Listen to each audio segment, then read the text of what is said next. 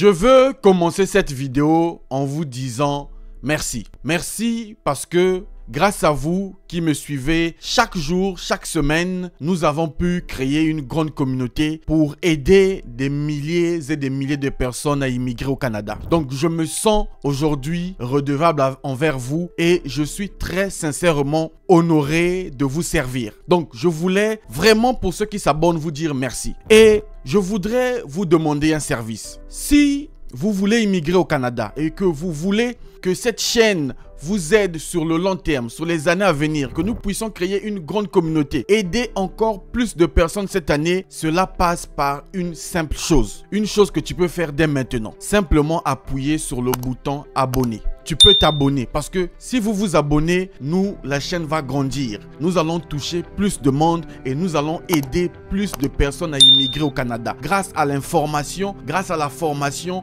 et tout ce que nous faisons sur cette chaîne. Donc, merci à toi qui t'abonnes. Merci pour cette communauté qui ne fait que grandir. Alors, pour toi qui t'abonnes, j'ai un cadeau pour toi. Un cadeau pour te dire merci. Si tu veux immigrer au Canada, il te faut obligatoirement le diagnostic de ton profil. Le diagnostic te permet de savoir quel est ton profil, quel est le programme par lequel tu peux immigrer. C'est la première chose qu'on doit faire si on veut immigrer au Canada. La bonne nouvelle, c'est que tu t'es abonné sur cette chaîne, tu viens de t'abonner, je te donne ça en cadeau gratuitement. Écris-moi sur mon WhatsApp qui s'affiche ici, ok? Notre WhatsApp officiel, certifié, réussir officiel. Tu dis, Monsieur Lutte, je suis abonné et je veux le diagnostic gratuit de mon profil. Je vais te donner le diagnostic de ton profil gratuitement. Je vais te donner le programme par lequel, je vais te recommander, le programme par lequel tu peux immigrer au Canada cette année. Et en plus, je te donnerai le lien du programme sur le site du gouvernement. Voilà ce que je voulais vous dire. Allons-y donc sur l'écran de mon ordinateur, découvrir ce que le gouvernement vient d'afficher. Si vous voulez immigrer au Canada en 2025 avec un visa visiteur, j'ai une très bonne nouvelle pour vous. Dans cette vidéo, je vais vous partager le dossier qu'il faut pour avoir un visa visiteur. Je vais vous partager les étapes à suivre pour décrocher un visa visiteur. Les amis, vous le savez, dans quelques mois, il y aura la Coupe du Monde dans une partie du Canada. Et si vous voulez aller au Canada, c'est une opportunité pour vous de demander votre visa visiteur. Et pourquoi je fais cette vidéo? Parce que hier, j'ai reçu un message d'un monsieur qui est en Afrique, au Gabon précisément, et il a eu un refus de visa visiteur. Il m'a dit, Monsieur Lutte, je suis travailleur, j'ai mis 7 millions dans mon compte bancaire, j'ai eu un refus de visa. Comment ça se fait-il? Je me suis dit, ok, il faut quand même que je prenne du temps pour expliquer les étapes à suivre pour ceux qui veulent demander le visa visiteur. Mais avant de vous parler du visa visiteur, il est important de savoir et de comprendre c'est quoi le visa visiteur et quel est le statut que ça vous donne.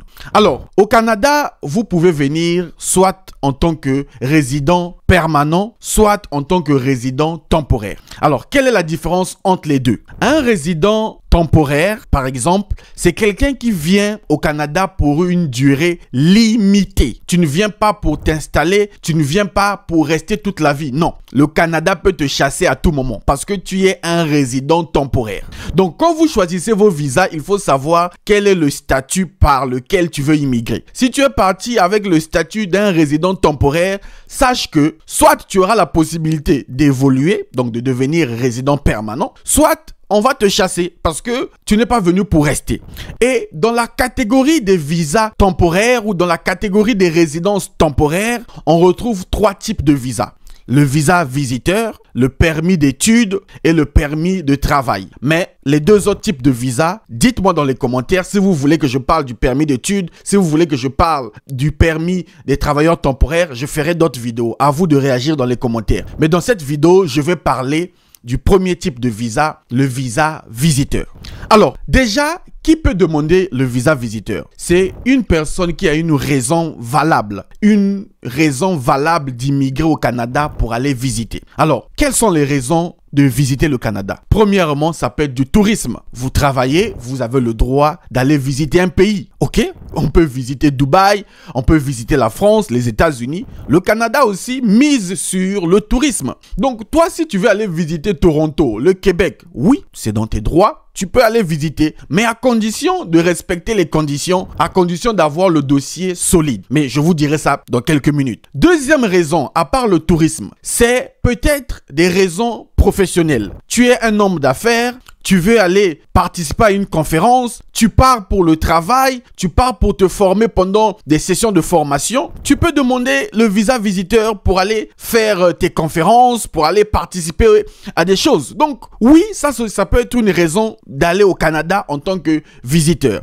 Tu peux aussi aller au Canada pour aller voir la famille. Ok, je connais une dame qui est en Côte d'Ivoire, elle a son visa visiteur, elle part au Canada pour aller voir sa fille de temps en temps. Donc oui, il faut avoir un but, il faut avoir une raison pourquoi tu voyages. Donc à vous déjà, prenez une feuille, écrivez quel est le but de votre voyage. On vous posera la question. Pourquoi vous voulez un visa visiteur? Pour faire du tourisme, par exemple la Coupe du Monde qui arrive bientôt. Est-ce que c'est pour des affaires? Est-ce que c'est pour du business? Est-ce que c'est pour voir la famille? Il y a plein d'autres raisons comme ça. Mais à vous de trouver la raison de votre voyage. Une fois que vous avez le but de votre voyage, la deuxième chose que vous devez faire, c'est la constitution du dossier. Ok?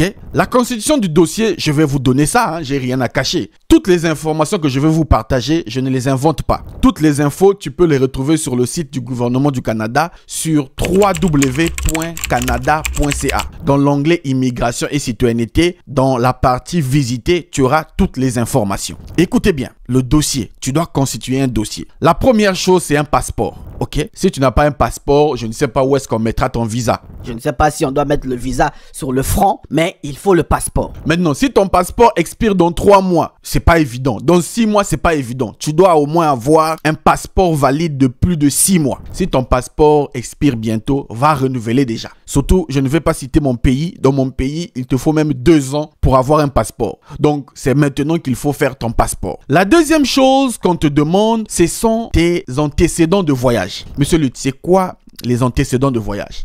Les antécédents de voyage, c'est que, est-ce que tu as déjà voyagé ailleurs? Sur ton passeport, est-ce que tu as déjà voyagé dans les autres pays? Est-ce que tu as déjà eu les visas des autres pays? Est-ce que tu as déjà eu les cachets? Parce qu'il y a des pays où tu n'as pas besoin de visa. Moi, par exemple, pour aller au Cameroun, pour aller en RDC, je n'aurai pas besoin de visa. On mettra juste le cachet de l'immigration pour dire entrée, sortie. Ça aussi, ça peut constituer des preuves de voyage. Tout ce qui est antécédent, si tu as voyagé dans un pays, il faut le prouver. Maintenant, ce n'est pas obligatoire, c'est simplement pour renforcer ton dossier. Parce qu'il y a d'autres aussi qui n'ont jamais voyagé, c'est la première fois.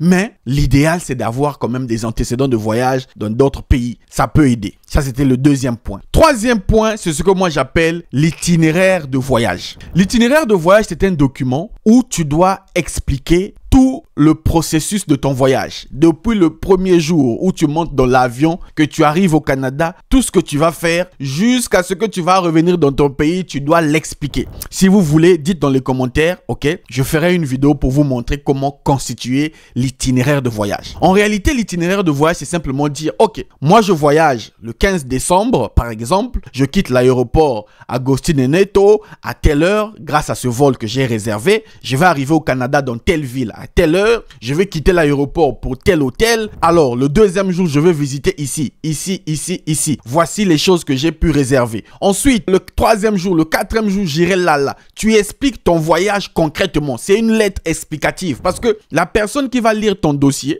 l'agent d'immigration qui va lire, il doit comprendre pourquoi tu viens et tu dois le convaincre. Il y a des gens, ils ont eu des refus pour incohérence de dossier. Ton voyage est incohérent, ton dossier est incohérent. Donc, prenez le temps d'apprendre, de comprendre comment faire l'itinéraire de voyage. Alors, quatrième chose, ce sont toujours dans la même idée, le but du voyage. Tu dois réserver un endroit où tu vas dormir pendant ton séjour. Si c'est quelqu'un qui va t'accueillir, un ami, un frère, une connaissance, il te donne l'attestation d'hébergement, de logement pour dire qu'il va t'accueillir tout au long de ton voyage. Si tu vas à l'hôtel, réserve l'hôtel. Il y a des plateformes comme Booking.com, il y a d'autres plateformes où tu peux réserver ton séjour. Tu réserves, c'est obligatoire, sinon tu vas aller dormir dehors. Deuxième chose, tu dois réserver le billet d'avion. Ok, tu dois réserver le billet d'avion aller-retour. Tu vas à l'aéroport, tu vois des agences, tu regardes une date que tu vas aller, tu réserves. Autre chose, si tu vas pour du tourisme, tu dois réserver des endroits où tu veux visiter. Parcs d'attractions, des musées, des endroits, par exemple les chutes du Niagara. Tu peux aller visiter, mais tu dois déjà réserver tout ça. Tu dois acheter des tickets. des tickets pour montrer à l'agent que oui, je pars pour visiter. Est-ce que tout ça là, vous faites ça? Oh, j'ai eu un refus, j'ai eu un refus. Mais ton dossier n'est pas bien, ton dossier n'est pas bien constitué. Tu dois réserver des choses que tu dois faire. Si c'est pour une conférence que tu pars là-bas, bah, demande une lettre, une invitation pour une conférence. Si c'est pour un mariage, si c'est pour voir ton enfant, prouve quelque chose, le but de ton voyage. Ajoute à ton dossier. Est-ce que c'est clair? Une fois que tu as ça, la prochaine étape que tu dois faire, c'est la preuve que tu vas revenir dans ton pays après le voyage. Ah là, beaucoup de gens ont des refus de visa, ils ne comprennent pas. On peut te donner un refus de visa, tu as un dossier bien, mais tu n'as pas juste prouvé que après ton séjour, tu vas revenir. Mais je vous l'ai dit au début de la vidéo, le visa visiteur, ce n'est pas pour aller rester. Hein. Je tiens à attirer votre attention. Si tu penses que tu pars au Canada pour aller rester avec un visa visiteur, mon frère, tu vas souffrir. Le visa visiteur, c'est pour rester un temps et après revenir, pas plus de 6 mois. Donc si tu pars pour croire que tu vas rester, les amis, ça c'était avant. En 2025, ce n'est plus possible. Alors, monsieur Lutte, comment prouver que je peux revenir dans mon pays après mon séjour au Canada? Bah, un contrat de travail. Tu peux montrer que tu as un contrat de travail dans ton pays et que je viens juste faire quelques jours, je suis obligé de revenir travailler parce que j'ai un contrat avec mon entreprise. Tu peux demander la lettre aux ressources humaines. Ça peut être les papiers de ton entreprise. Si tu es entrepreneur, tu peux dire, moi, j'ai mon entreprise qui tourne, donc je reviendrai forcément dans mon pays. Ça peut être les biens immobiliers. Tu as des parcelles, tu as des choses, tu as des responsabilités. Mais à vous de trouver un moyen qui prouve que vous demandez un visa visiteur, pas pour rester, mais pour revenir.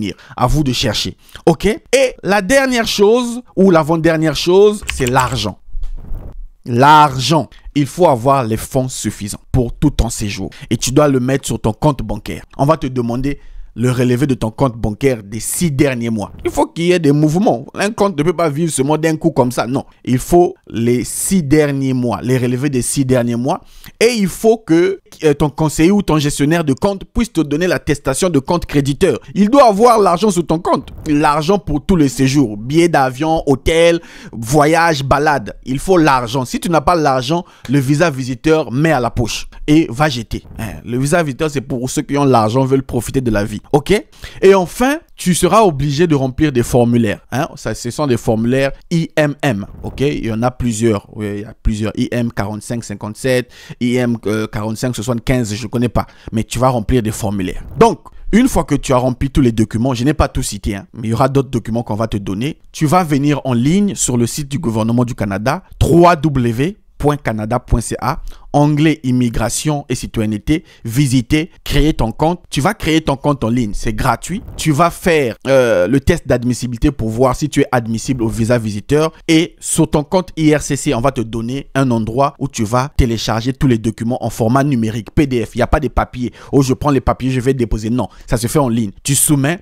Après, on va te demander la biométrie, les empreintes, la biométrie. Tu vas payer les frais de visa par carte bancaire. Ce n'est pas pour envoyer à quelqu'un, non. Oh, envoie-moi, je veux te donner le visa. Non. Les frais de visa, tu payes ça sur le site du gouvernement du Canada. Tu payes les frais de visa et tu attends. L'argent va traiter et si ton dossier est bien constitué, si ton dossier est bon, on va te donner ton visa visiteur. Il n'y a pas une raison qu'on va te refuser. Le Canada a misé sur l'immigration, ou je voudrais dire a misé sur du tourisme. Donc, tu as un dossier bon, tu as prouvé que tu viens visiter, on te donne ton visa, tu viens visiter, tu repars dans ton pays. Mais si tu as eu un refus, c'est que tu n'as pas écouté mon conseil. J'espère que tu as appris quelque chose. J'espère que ça va t'aider dans tes démarches. Maintenant, si vous voulez que je fasse une autre vidéo pour parler des autres types de visas et comment faire, dites dans les commentaires, Monsieur Lutte, parle-nous de tel type de visa. Je vais vous lire dans les commentaires et dites-moi ce que vous pensez. Quant à moi, je vous donne rendez-vous au prochain numéro. Salut!